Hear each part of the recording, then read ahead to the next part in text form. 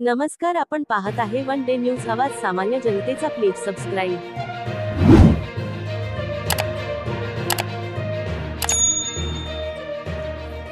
मागासवर्गीय समाजास त्यांच्या मूलभूत हक्कापासून वंचित ठेवत सन 2018 ते 2024 सतत दबाव तंत्राचा वापर करून जाणीवपूर्वक रस्ता अडवून त्यांच्या शेतीचे नुकसान, मुलांना शिक्षणापासून वंचित ठेवत सतत होत असलेल्या अन्यायाबाबत तातडीने कारवाई करून योग्य तो न्याय मिळावा यासाठी घोगरगाव ग्रामपंचायत, तालुका नेवासा, जिल्हा अहमदनगर येथे अमरण उपोषणास शकुंतलाबाई अण्णासाहेब कनगरे या 72 वर्षीय महिला परिवारासह घोगरगाव ग्रामपंचायत समोर उपोषणास बसले आहेत.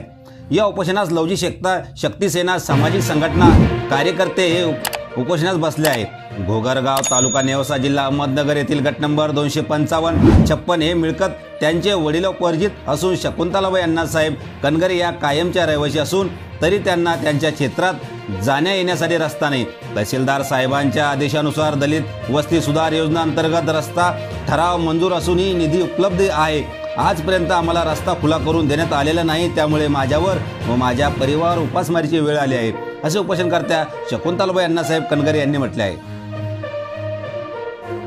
आपल्या परिसरातील ताज्या घडामोडी पाहण्यासाठी, अन्याय अत्याचाराला वाचा फोडण्यासाठी वन डे न्यूजला सबस्क्राईब करा व जास्तीत जास्त शेअर करा.